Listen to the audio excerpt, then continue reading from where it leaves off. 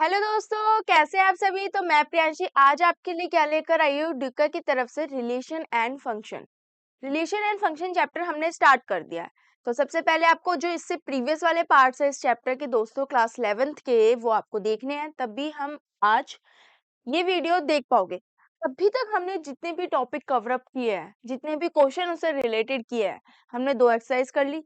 Relation part से लेकर सारे के सारे एक्सरसाइज तक जितने भी क्वेश्चंस आपके एग्जाम के पॉइंट ऑफ व्यू से आएंगे, कितने टाइप्स के बन रहे हैं वो सब कर लिया। आज हम स्टार्ट करने वाले हैं फंक्शन। रिलेशन हम पढ़ चुके हैं, ये हमारा टॉपिक कंप्लीट हो चुका है ओवरऑल। आज हम पढ़ने वाले हैं फंक्शन के बारे में कि फंक्शन क्या होता है, कौन सा फंक्शन। अब आप सोच रहे होगे पार्टी वाला फंक्शन या किसी फैमिली के रिलेटिव्स के। अब हमारे फैमिली के रिलेटिव्स है, हमारे रिलेटिव्स है, उनका कोई फंक्शन है वहां जाना है, या हमारा खुद का फंक्शन है, वो फंक्शन रियल लाइफ का हो गया।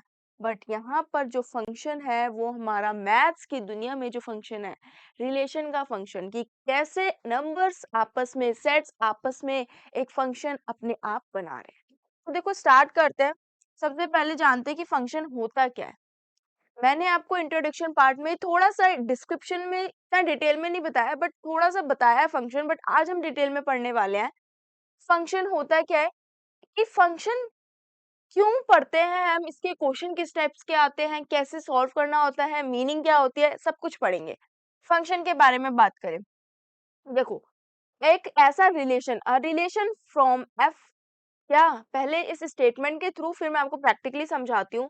एक ऐसा रिलेशन एफ एक from a set to set b, हमने दो सेट लिए, उन दोनों सेट्स के बीच का रिलेशन, उन दोनों सेट के बीच का जो रिलेशन है उसको फंक्शन बोलते हैं। कि वो दोनों सेट आपस में रिलेशन बना रहे हैं, एक दूसरे से कोरिलेट है, एक दूसरे से रिलेशन बना रहे हैं, तो वो आपका क्या हो जाएगा, फंक्शन होगा।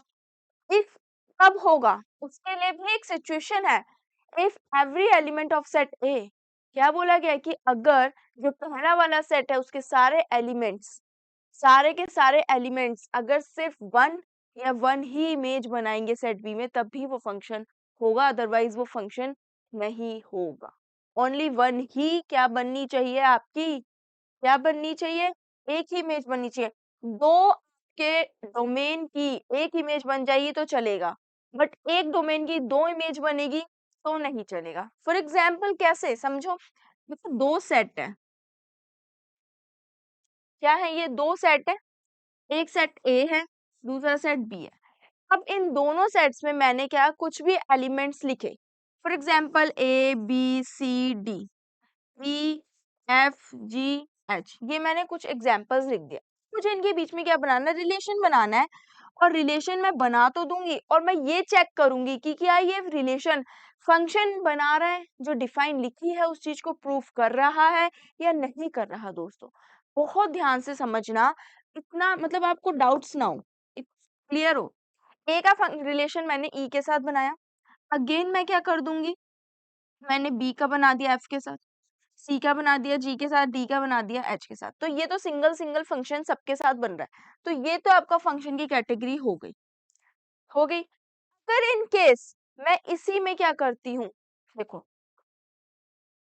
मान लीजिए मैं दो सेट लिए, एक ए दूसरा बी, मैं एक फंक्शन लूं, अगर f x equals to x square कर दूं, राइट, ये जो एफ एक्स है इसको वाई के इक्वल, अगर मैं ये एक फंक्शन लेती हूँ, अब मैं क्या करूंगी, यहाँ अगर मैं वन पुट करती हूँ तो वन का स्क्वायर वन होगा, टू पुट करती हूँ टू का स्क्वायर फोर, थ्री पुट करती हूँ नाइन।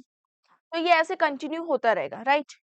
इसको हम सेट ए मान लेते हैं, इसको हम सेट बी मान लेते हैं, ये ए के एलिमेंट, ये बी के एलिमेंट। अगर मैं सेट में पुट करती हूँ,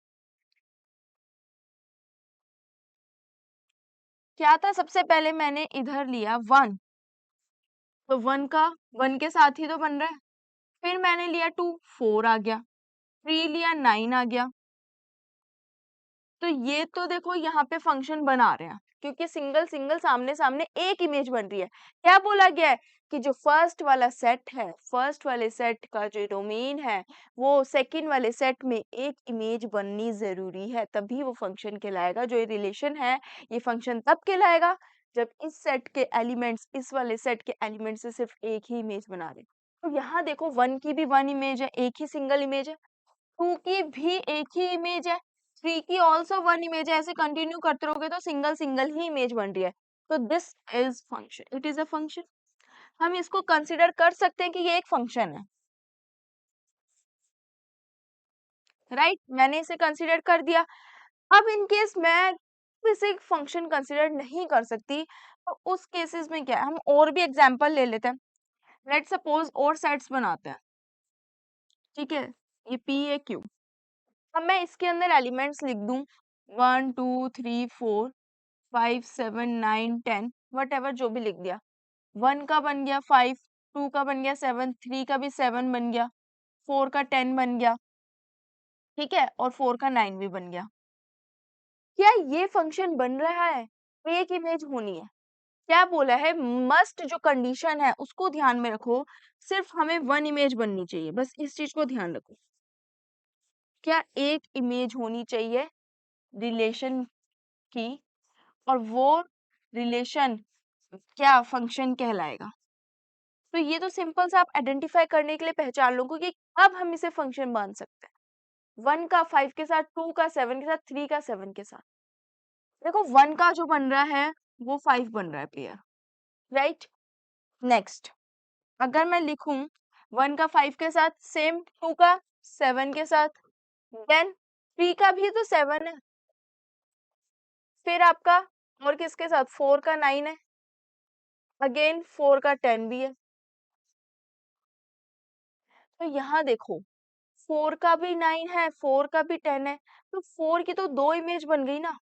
क्या बन गई, 9 भी बन रही है और 10 भी बन रही है। तो जब दो इमेज बन गई तो क्या वो फंक्शन कहलाएगा? नहीं, वो फंक्शन नहीं होगा, ये फंक्शन नहीं है। क्यों नहीं है? क्योंकि 4 की हमारे पास दो इमेज आ गई है, इस वजह से। क्या 3 की भी 7 है, 2 की भी 7 है? अगर यहीं तक होता तो वो फंक्शन कहलाता। उससे कोई फर्क नहीं पड़ेगा, डोमेन हमारे दो हो सकते हैं, बट इमेज अगर उन दोनों की कॉमन है तो हमारा तब भी फंक्शन है। बट हमारे जो दो डोमेन, सिंगल डोमेन की दो इमेज नहीं बननी चाहिए, सिंगल वन इमेज बननी चाहिए, तभी वो आपका क्या रिलेशन, फंक्शन कहलाएगा। ये चीज आपको ध्यान रखनी है मेन, तभी आप क्वेश्चंस बहुत आसानी से कर पाएंगे दोस्तों, बहुत ही अच्छे से। जब तक आप ये कॉन्सेप्ट्स अच्छे से नहीं समझ पाओगे तब तक क्वेश्चंस नहीं कर पाओगे। क्वेश्चंस करने के लिए ये कॉन्सेप्ट्स ये क्लियर होने बहुत जरूरी है, ठीक है? तो ये चीज आई होप आपको बहुत अच्छे से क्लियर माइंड में क्लिक हुई होगी। इसे साइड में अपने नोट्स में लिख लो। क्या मेन, कि एक रिलेशन फंक्शन तब कहलाता है जब उस रिलेशन में उसका जो एक सेट की इमेज दूसरे वाले सेट में सिंगल ही बननी चाहिए। क्लियर? डोमेन की जो इमेज बनेगी वो सिंगल ही बननी चाहिए, तो वो आपका फंक्शन है।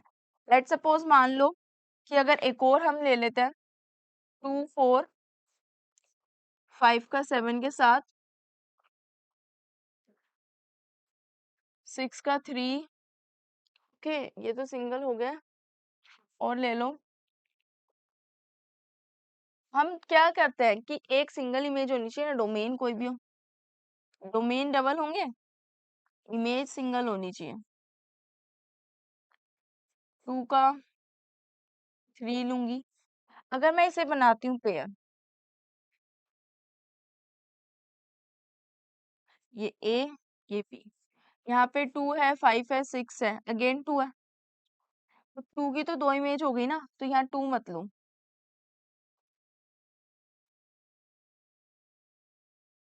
9 ले लो, चलो ठीक है, 9 ले लिया।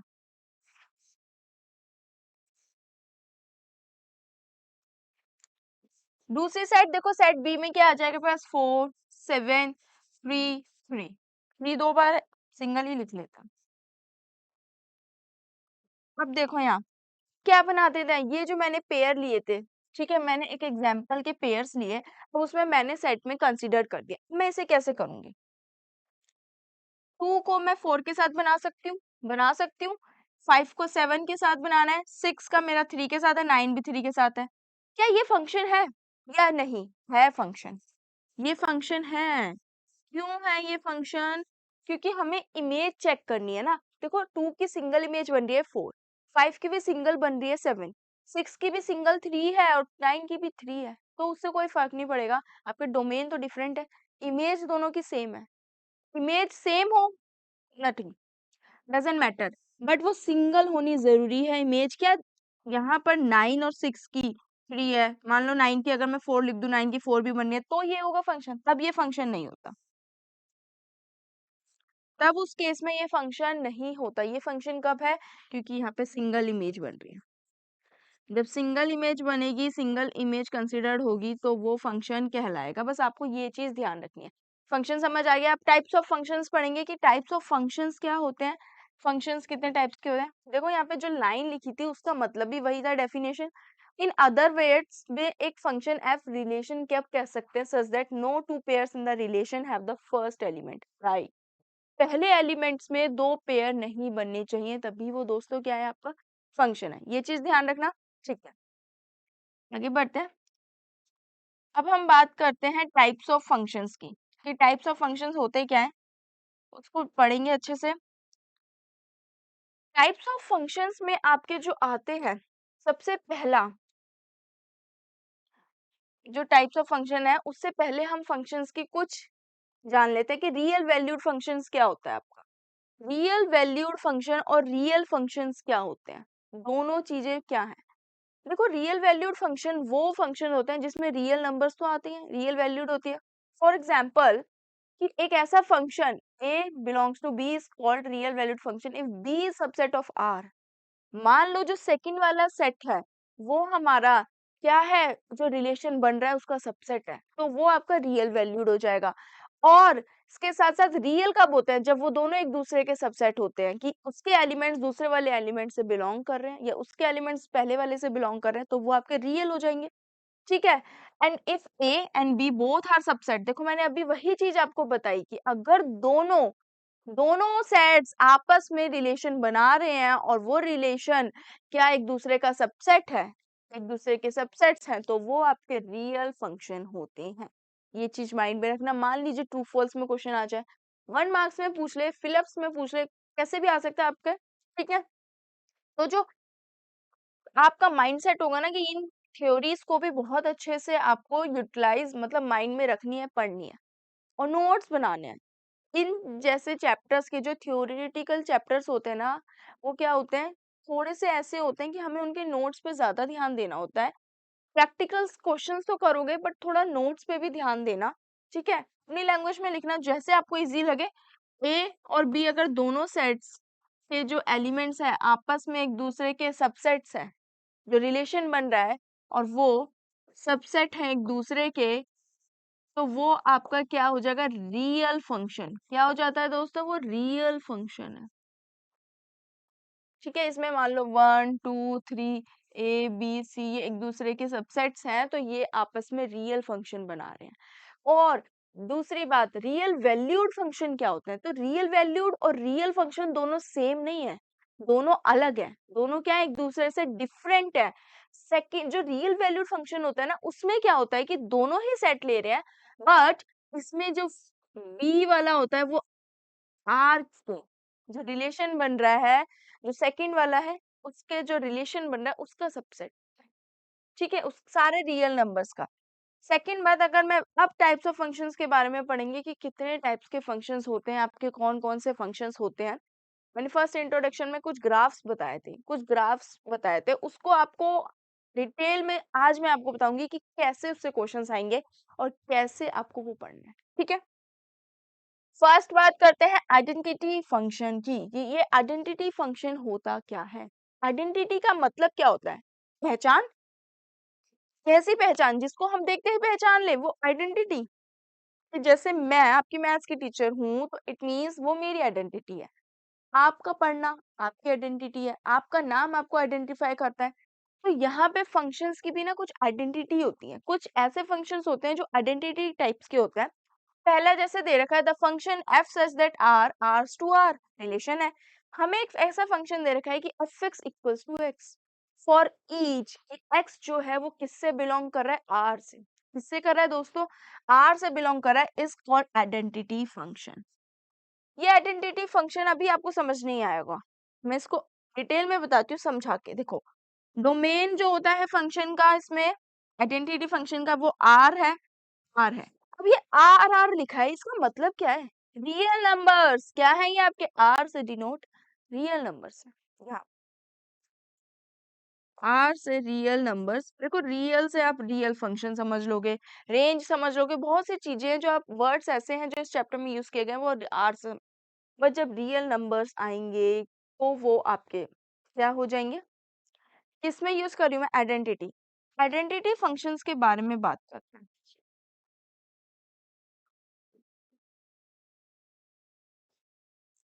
आ जाओ यहाँ पे, देखो कुछ ग्राफ्स ऑफ सम फंक्शंस, कैसे इसके बारे में बात करनी है हमें? हमें बात करना है, हमें फर्स्ट कौन सा है हमारा? Identity function.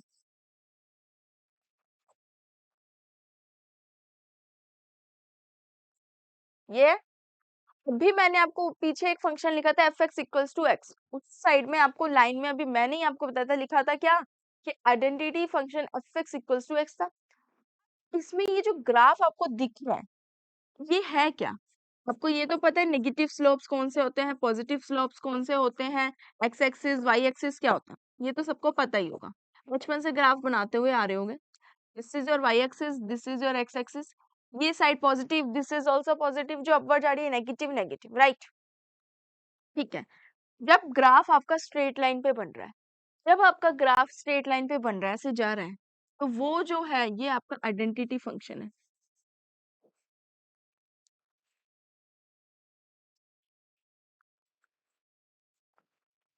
ये आपका हो गया आइडेंटिटी फंक्शन।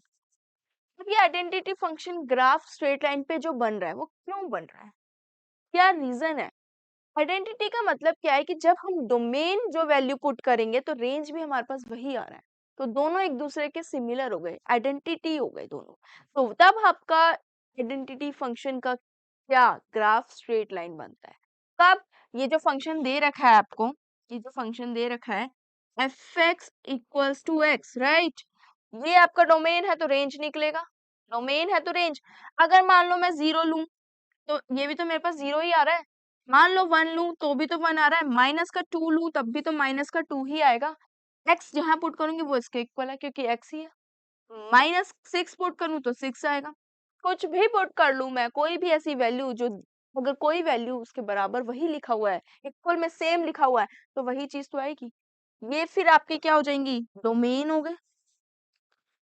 और ये आपके क्या हो जाएंगे? रेंज हो जाएंगे। जब डोमेन और रेंज आपके दोनों इक्वल होते हैं तब आपका क्या होता है कि जो ग्राफ बनता है वो स्ट्रेट लाइन पे बनता है और उसको हम आइडेंटिटी फंक्शन बोलते हैं। ठीक है। देखो अगर मैं ग्राफ प्लॉट करती हूँ, मान लो मैंने 0 लिया तो मैंने 0 ये रहा पॉइंट, अगेन मैंने 0 लिया 0 पे ही, एक्स एक्सिस पे देखो 0 है तो वाई एक्सिस पे भी तो 0 ही है। सेकंड मैंने 1 लिया, एक्स एक्सिस पे 1 ये रहा और वाई पे 1 ये रहा, तो यहाँ पे पॉइंट आएगा इसका, ये आ गया। सेकंड थर्ड पॉइंट -2 लिया है, माइनस का 2 मैं दिस साइड लूंगी तो -2 ये रहा, इसका -2 ये रहा, तो यहाँ आएगा। मैंने 6 लिया है तो देखो 6 पॉजिटिव है, तो जो भी आएगा 1 2 3 4 5 6 तो यहाँ पे आ रहा है, और यहाँ से देखोगे तो ये जो भी आ रहा है, तो ये लाइन आपकी स्ट्रेट ही तो बन रही है। ये क्या हो गया? ये आइडेंटिटी फंक्शन हो गया दोस्तों, कि हमने डोमेन जो वैल्यू पुट करी थी वही रेंज निकल गई है।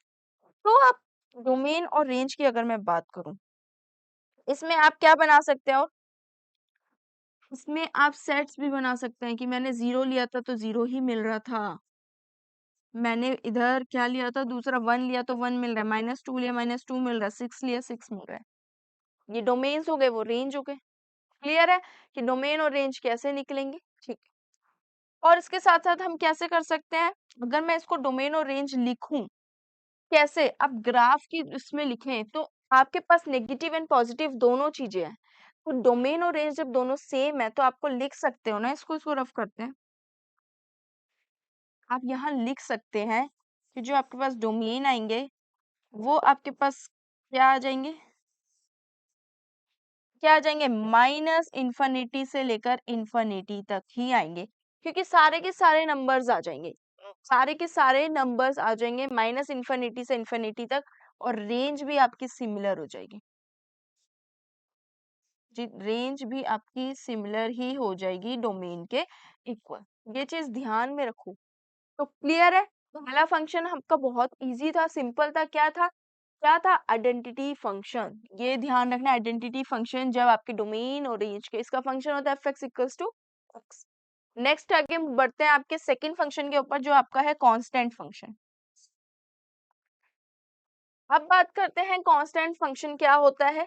कांस्टेंट नाम में ही आ रहा है, कांस्टेंट मतलब कांस्टेंट, कि उसे चेंज नहीं कर सकते, वो वैसा का वैसा ही रहेगा। कांस्टेंट का मतलब समझ में आ गया कि कोई भी फंक्शन लूं, उसके इक्वल में कोई भी वैल्यू, वो वैल्यू वही रहेगी, चाहे मैं डोमेन कोई भी वैल्यू पुट करती रहूं, रेंज मेरे पास ऑलवेज सेम ही रहने वाला है। मान लीजिए मैंने फंक्शन लिया f(x = c), यही होगा। कोई भी फंक्शन लूंगी उसके इक्वल में हमेशा हमारे पास कांस्टेंट वैल्यू ही रहेगी।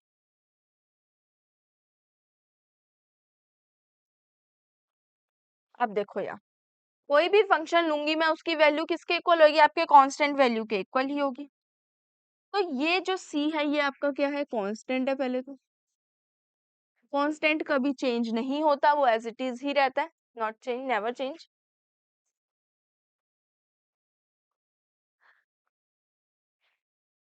ठीक है, देखो अब मैं मान लीजिए मैंने क्या करा, ये क्या हो गया? आपका कांस्टेंट फंक्शन तो है। मान लो मैंने f(x) कांस्टेंट ले लिया 6, 6 बड़ा हो गया, चलो मैं ले लेती हूँ 2। मैंने क्या ले लिया? 2 ले लिया। अब क्या है, मैं कोई भी डोमेन की वैल्यू पुट करूं, मेरे पास जो रेंज आएगी, जो रेंज का आंसर आएगा, जो इमेज बनेगी, वो 2 ही आएगी हर केसेस में। हर केसेस में मेरे पास 2 ही आने वाली है। क्यों आने वाली है? अगर मान लो f मैंने 0 पुट करा तो मेरे पास 2 आएगी, f मैंने 1 पुट करा तो मेरे पास 2 आएगी, f मैंने -2 पुट करा तो भी मेरे पास 2 ही आएगी। तो डॉट डॉट डॉट ये चलता रहेगा। इसका मतलब क्या हो गया कि अगर मैं दो सेट बनाती हूँ ए और बी, अगर मैं यहाँ 0 पुट करती हूँ तो 2 आ रही है, राइट। 1 पुट कर रही हूँ तब भी 2 आ रही है, -2 पुट कर रही हूँ तब भी 2 आएगी, माइनस का 3 करूंगी तब भी मेरे पास 2 ही आएगी। 2 ही आएगी, तो ये सारी बार बार लिखने की जरूरत नहीं है ना।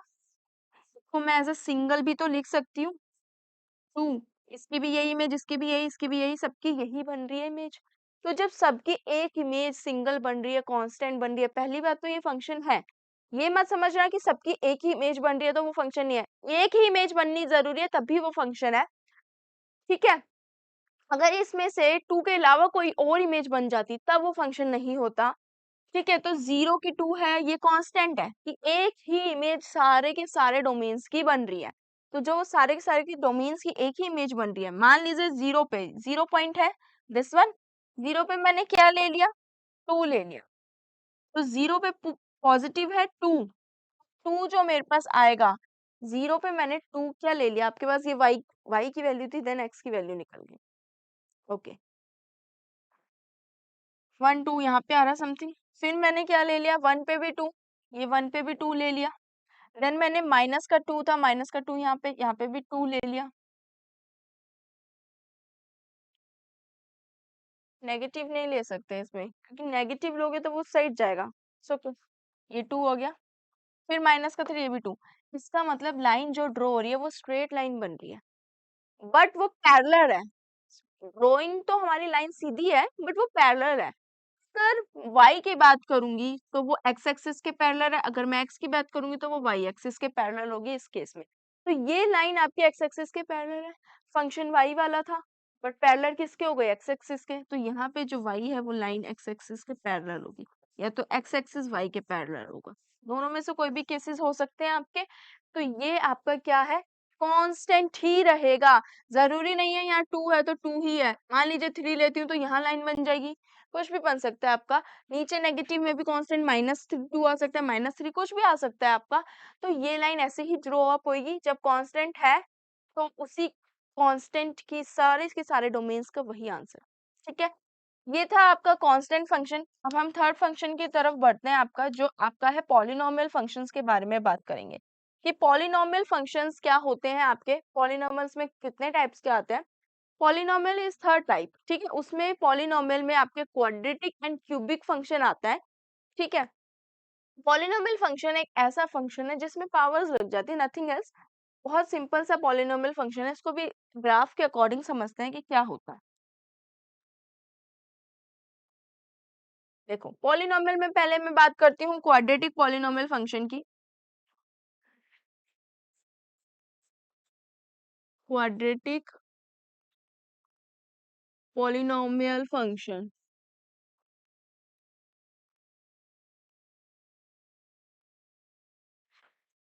थर्ड आपका जो हो जाएगा क्वाड्रेटिक पॉलिनोमियल फंक्शन हो जाएगा। ठीक है, अब देखो क्वाड्रेटिक पॉलिनोमियल फंक्शन की बात कर रहे हैं। क्वाड्रेटिक का मतलब जहां आता है पावर टू, कहाँ आ गई पावर टू। कोई भी फंक्शन है, ये फंक्शन दे रखा है f x equals to x square, कि मैं डोमेन की वैल्यू पुट करती हूँ और जो रेंज निकलेगी वो क्या निकलेगी और उसके अकॉर्डिंग हमारा ग्राफ बनेगा। मान लो मैं एक सेट बनाती हूँ, दो सेट बनाए, एफ एक्स मैंने ले लिया यहाँ पे जीरो। क्या ले लिया? अगर मैं जीरो लेती हूँ तो मेरे पास जीरो ही आएगा, मैं वन लूंगी तो मेरे पास वन ही आएगा, मैं माइनस वन लूंगी तो भी मेरे पास क्या आ रहा है, वन ही आ रहा है। Minus one is also one, zero से जीरो, वन से वन, माइनस वन। मैं टू लूंगी तो मेरे पास क्या आ जाएगा, फोर। मैं माइनस टू लूंगी तब भी मेरे पास फोर आ रहा है, तो ये डॉट डॉट डॉट ऐसे बनती रहेगी इमेज, बनती रहेगी। इसका मतलब क्या हो गया, मैं ग्राफ बनाती हूँ। देखो ग्राफ में इसका अगर मैं प्लॉट करूं तो ये कैसे बनेगा, जीरो पे क्या लिया था, जीरो ही आ गया, फर्स्ट पॉइंट। सेकंड वन था, एक्स पे वन, पे भी वन, ये रहा। दूसरी बात माइनस वन ले आया, माइनस वन जो है वो इस साइड आ जाएगा यहाँ पे, तो इसका भी वन है, ये रहा यहाँ। थर्ड माइनस का टू ले लिया तो नेगेटिव टू है, नहीं सॉरी पहले पॉजिटिव टू लिया, जो कितना आ गया आपका, टू थ्री फोर, यहाँ आ गया फोर, ये फोर है, थ्री टू वन पे, ठीक है। ये minus one, minus two, minus three, minus four, one two three four. अब देखो नेक्स्ट है टू पे फोर लिया, जो टू पर मैंने फोर यहाँ प्लॉट कर दिया। इसके बाद माइनस टू पे वो कितना आ रहा है, फोर ही आ रहा है, माइनस टू पे भी फोर यहाँ आ रहा है। ये जो ग्राफ बना है वो क्या बना है, वो ऐसे जा रहा है आपका, ये जा रहा है यू शेप्ड का। कैसे हो गया, यू शेप्ड का ग्राफ बन गया, यू शेप्ड का आपका ये ग्राफ बन गया है। ठीक है, तो जब क्वाड्रेटिक पॉलिनोमियल की बात आएगी तब आपका जो ग्राफ ड्रॉ अप होएगा दोस्तों वो कैसे होगा, यू शेप्ड का। कौन से शेप का ग्राफ ड्रॉ अप हुआ है, यू शेप का आपका ग्राफ ड्रॉ हो गया। ठीक है, यहाँ तक था। अब नॉर्मली ये तो था, हमने प्लॉट कर दी वैल्यूज, कोई भी फंक्शन है, ये जो मैंने जीरो पुट करी तो जीरो आ गई, मैंने वन पुट करा तो वन आ गया, मैंने नेगेटिव वन करा तब भी मेरे पास वन ही आ गया।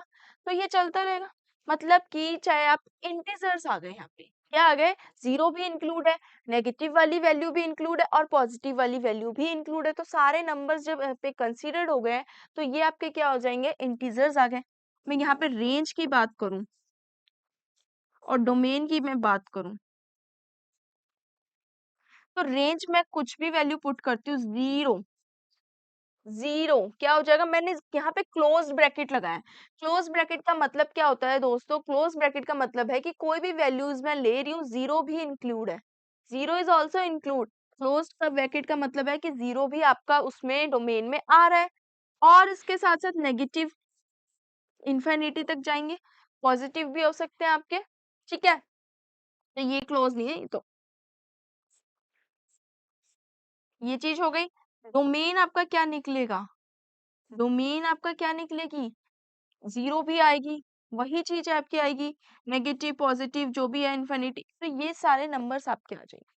तो जब हम क्वेश्चंस करेंगे ना बिल्कुल एज इट इज ही होंगे, ग्राफ आपका ये यू शेप का बनेगा, क्या था, क्वाड्रेटिक पॉलिनोमियल। अब हम नेक्स्ट बात करते हैं आपकी इसी की, क्वाड्रेटिक पॉलिनोमियल के बाद क्यूबिक आ गया, बस सेम है बिल्कुल, बस ग्राफ थोड़ा अलग बन जाएगा क्योंकि यहाँ पे पावर चेंज हो जाती है, बाकी चीजें सेम है, एज इट इज आपका क्वाड्रेटिक की पॉलिनोमियल फंक्शन की तरह है, बट यहाँ ग्राफ थोड़ा चेंज होगा। हम ग्राफ बना के देखते हैं। जो फंक्शन दे रखा है ये था आपका क्यूबिक फंक्शन, ये क्यूबिक फंक्शन हो गया। अब क्यूबिक फंक्शन में जब हम बात कर रहे हैं तो इसमें मैं क्या करती हूँ, दो सेट्स बनाती हूँ।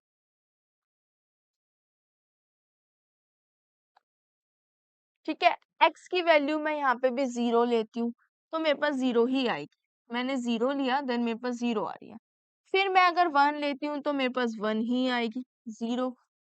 मैं -1 लूंगी, अगर मैं -1 का क्यूब करती हूँ तो मेरे पास 1 ही आएगी कि -1, -1 आएगी। क्या आ जाएगी? माइनस का 1। मैं 2 लूंगी तो 8 आ जाएगी, माइनस का 2 लूंगी तो कितना आ जाएगा? माइनस का 8। तो ये डॉट डॉट डॉट डॉट चलता रहे। अब इसका ग्राफ बनाते हैं कि देखो इसका ग्राफ कैसे बनेगा। सबसे पहले 0 पे 0 लिया। क्या करा मैंने? सबसे पहले 0 पे 0 लिया, तो 0 तो यही है ना आपका, ये 0 पे 0 हो गया। दूसरा 1, इस पे 1 पॉजिटिव ये रहा, और सेकंड वाले पे भी 1 है पॉजिटिव ये रहा, तो यहाँ आ गया। अब नेक्स्ट बात करूं तो -1 है, -1 तो -1 आपका यहाँ है और उस पे भी -1 है, नेगेटिव है ये। यहाँ पे भी -1 है, यहाँ भी, तो ये तो ऊपर नहीं ले सकती ना, ये तो पॉजिटिव हो गए, दोनों ही नेगेटिव है तो नीचे की साइड ले लेंगे, -1 यहाँ आ गया। नेक्स्ट अगर मैं बात करूं 2 है 8 पर, सेकंड पे देखो 2, 2 पे 8 ऊपर आएगा आपका, समथिंग यहाँ आ गया। नेक्स्ट फिर -2 पे 8 तो -2 ये रहा, -2 पे 8 समथिंग यहाँ आ गया। तो जो आपका ग्राफ बन रहा है वो ये स्लोप जा रही है ऐसे, ये स्लोप जाएगी, तो ये आपका क्यूबिक फंक्शन है। जब भी आपका ग्राफ अगर इस शेप में आया तो समझ जाओ कि वो क्यूबिक फंक्शन है। क्या है? समझ जाओ, वो बिल्कुल डायरेक्ट समझ जाओ कि ये आपका क्या है? क्यूबिक फंक्शन है। मैं यहाँ पे वैल्यूज लिख भी देती हूँ, ये 0 to 0 है, ठीक है। ये वाली जो वैल्यू है ऊपर आपकी जो जा रही है 1 1 है, ये आपकी जो जा रही है 2 पर 8 है, ये आपकी जो है -1, ये आपकी है -2 और -8। ये चीजें शो हो रही हैं आपकी, ठीक है। ये फंक्शन आपका क्यूबिक फंक्शन है। तो ये वाली वैल्यूज आपकी डोमेन होंगी जो हम पुट करते हैं, और जो आंसर हमें मिलता है, जो इमेज हमें मिलती है, वो हमारी रेंज होती है। 0 भी इंक्लूड है और इन्फिनिटी तक जा रहे हैं, नेगेटिव भी है। तो ये क्वेश्चंस आएंगे, आसानी से कर लेंगे, ठीक है। नेक्स्ट फंक्शन देखते हैं। अब हम बात करेंगे रैशनल फंक्शन की। किसके बारे में बात करनी है? अब हमें रैशनल फंक्शन के बारे में बात करनी है कि रैशनल फंक्शन होता क्या है। क्या होता है दोस्तों? पॉलिनोमियल फंक्शन पढ़ लिया। Rational function, these are the real function of fx gx where fx and gx are polynomial functions, जहां पर fx और gx आपके पॉलिनोमियल फंक्शंस हैं, of x defined in a domain where gx is not equals to 0। Simple सी बात है, कोई भी rational number लेंगे तो जो डिनोमिनेटर की वैल्यू होगी वो हमारी 0 नहीं होनी चाहिए बस।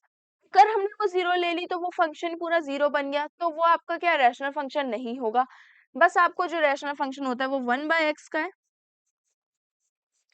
तो ये जो x है वो नॉट इक्वल्स टू 0, 0 नहीं होना चाहिए, तभी ये आपका रैशनल फंक्शन होगा।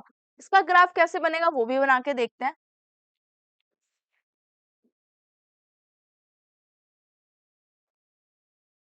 देखो इसका जो ग्राफ बनेगा वो फंक्शन यही है, fx इक्वल्स टू 1/x। इसका ग्राफ बनाते हैं, ये आपका रैशनल फंक्शन है,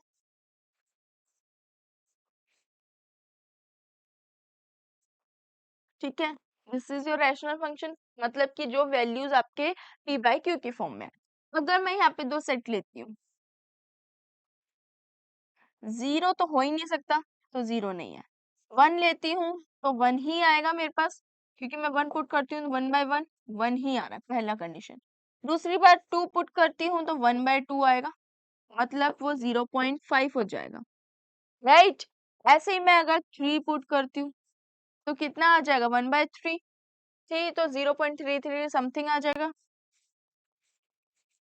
तो ये चीज आपकी ऐसे ऐसे चलती रहेगी। अगर मैं इसका ग्राफ बनाती हूँ, क्या करती हूँ? Graph plot. 1 पे 1 लिया था तो 1 यहाँ है आपका, इस पे 1 ये रहा।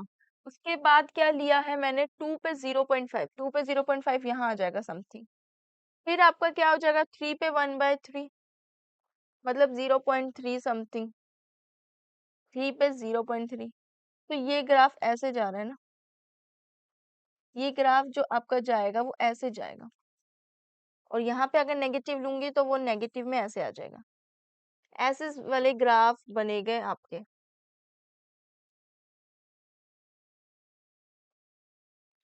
जो आपका ग्राफ बनेगा वो रैशनल फंक्शन इस टाइप का बनेगा, ये नेगेटिव वाले पार्ट में हो जाएगा, ठीक है, ये पॉजिटिव वाले में होगा।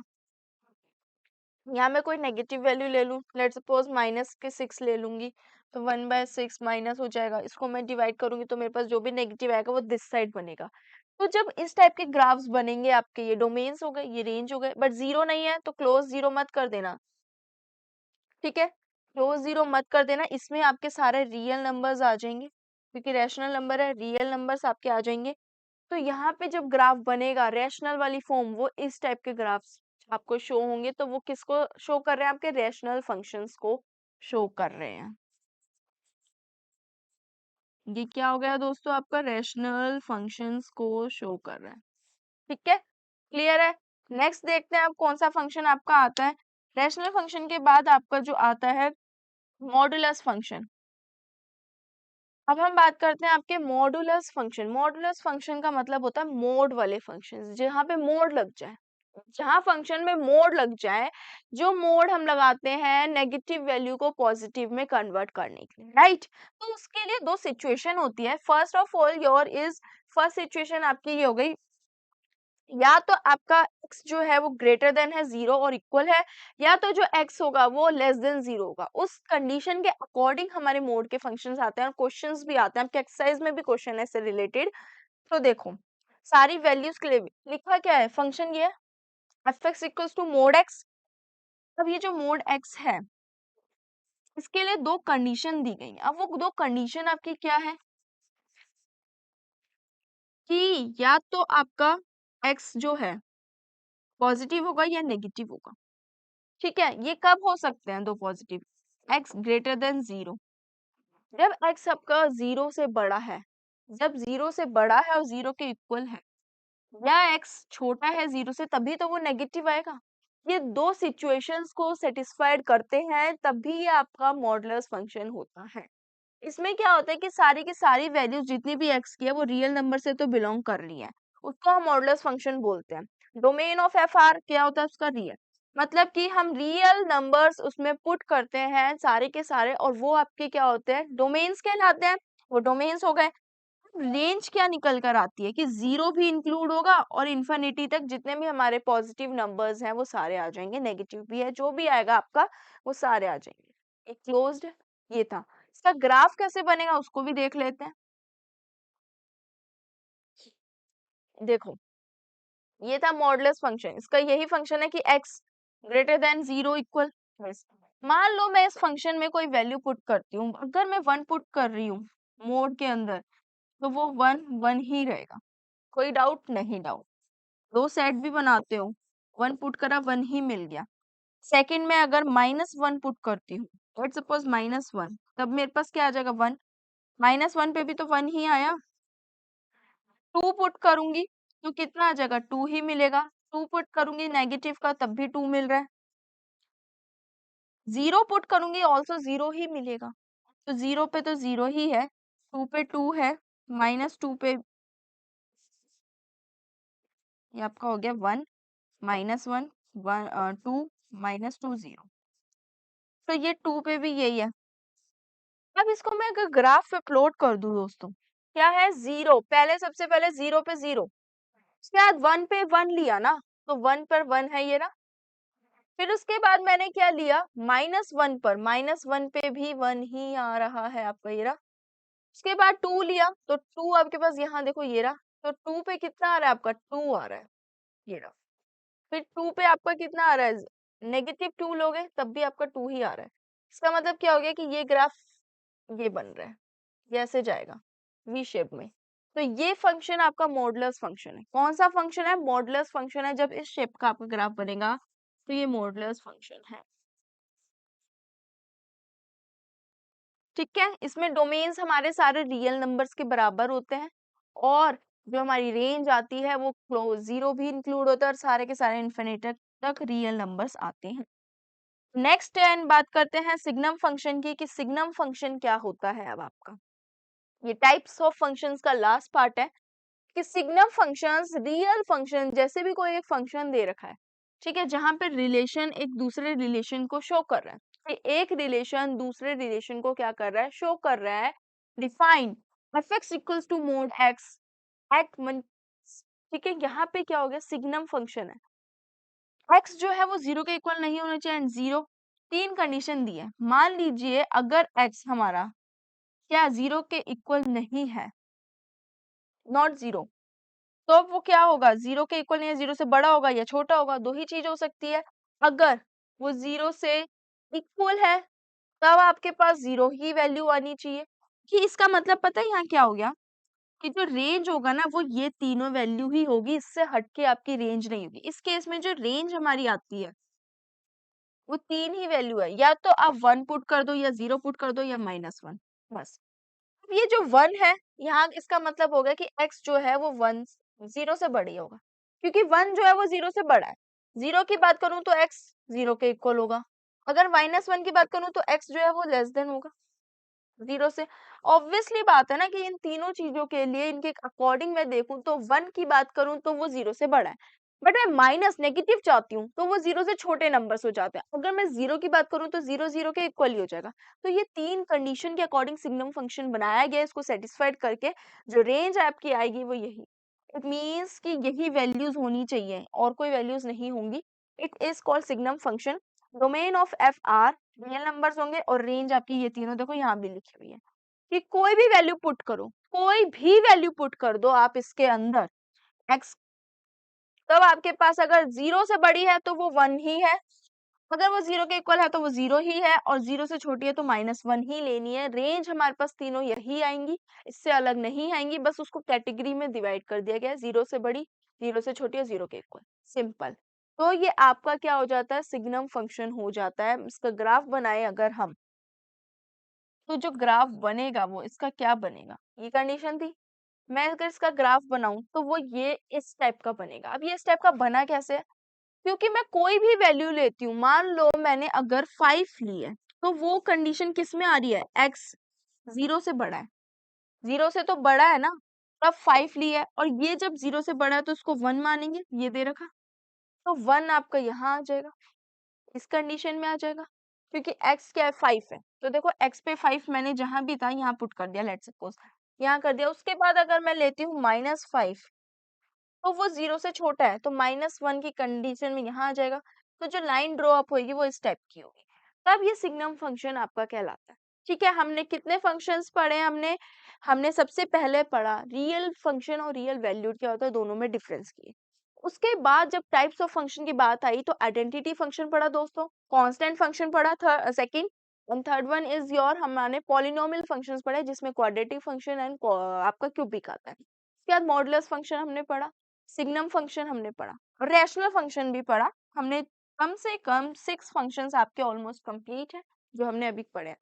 अब हम नेक्स्ट आगे बढ़ते हैं। बात करती हूँ मैं यहाँ पे ग्रेटेस्ट इंटीजर फंक्शन की, कि ग्रेटेस्ट इंटीजर फंक्शन क्या होता है। देखो ये जो ग्रेटेस्ट इंटीजर फंक्शन है ना, नंबर लाइन बनाई है उसके अकॉर्डिंग समझते हैं। थ्योरी पे जाओगे तो आई होप नहीं भी समझ आए आपको, बट नंबर लाइन से समझते हैं। देखो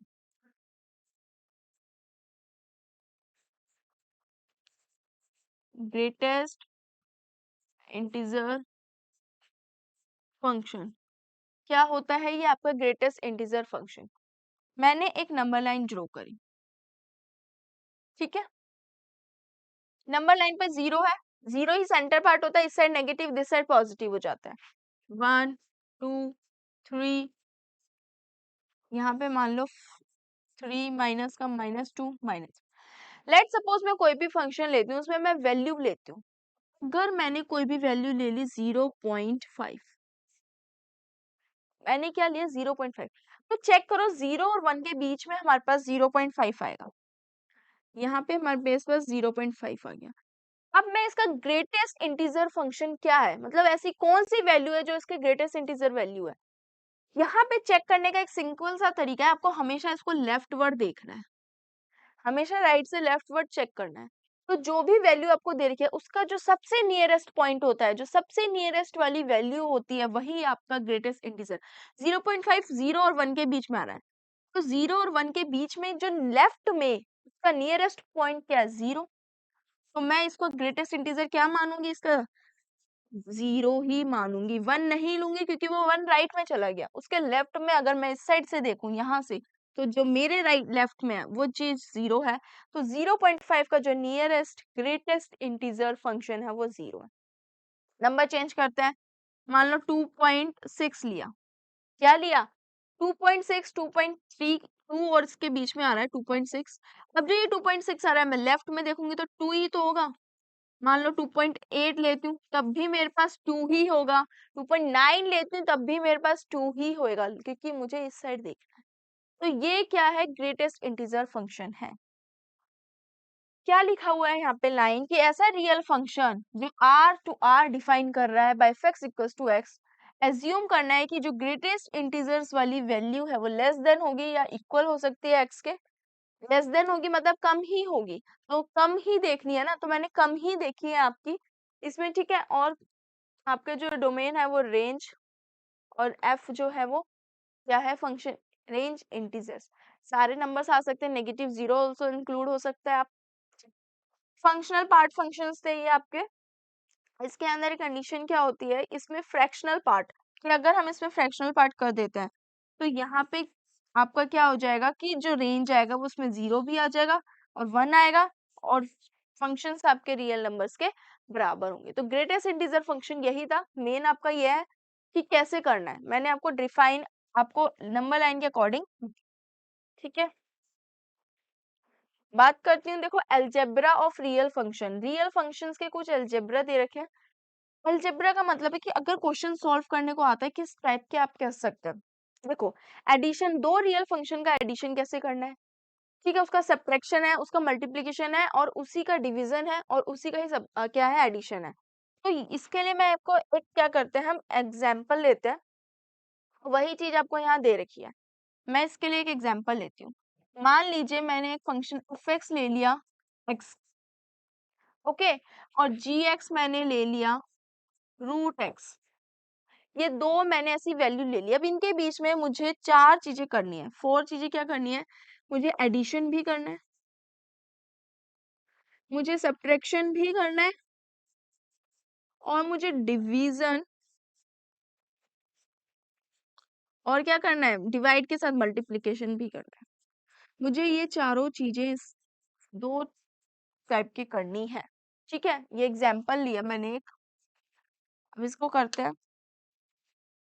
तो देखो सबसे पहले क्या करूंगी, f(x) प्लस g(x), राइट, यही था। ये इन दोनों का एडिशन के लिए देखते हैं, तो मैं ऐसे लिख सकती हूँ ना इसे, x अगर मैं कॉमन लेती हूँ f प्लस जी, और x बाहर कॉमन ले सकती हूँ, ये चीज क्या हो जाएगी, x प्लस √x, यही होगी। तो x प्लस √x ऐसे ही रहेगा, इसमें कुछ ऐड कर सकते हैं हम, नहीं कर सकते, तो ये आपका ऐसे एज इट इज रहेगा। फर्स्ट ये था। सेकेंड अगर मैं बात करूं, ये आपका ऐड था। सब्ट्रैक्ट की अगर मैं बात करूं, तो सब्ट्रैक्ट में क्या हो जाएगा, बस साइन चेंज ही तो होगा। मैं इसको ऐसे भी कंसीडर कर सकती हूँ, अगर f माइनस जी लिख दूं और x बाहर लिख दूं, अब भी हो जाएगा। तो आप यहाँ क्या कर दोगे, x minus √x, x minus √x, यही तो करोगे, इससे हटके कुछ होगा नहीं होगा। थर्ड अगर मैं बात करूं मल्टीप्लीकेशन की,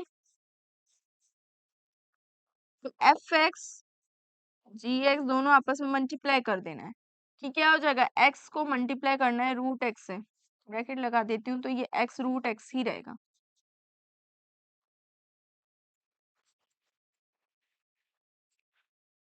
हो गया ये आपका। अगर मैं फोर्थ डिवाइड की बात करती हूँ, यहाँ पर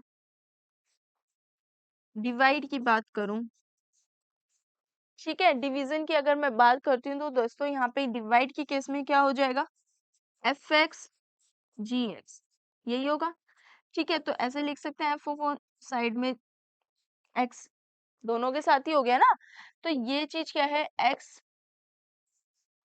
आपका था x/√x, ये आपका आंसर हो जाएगा ऐसे।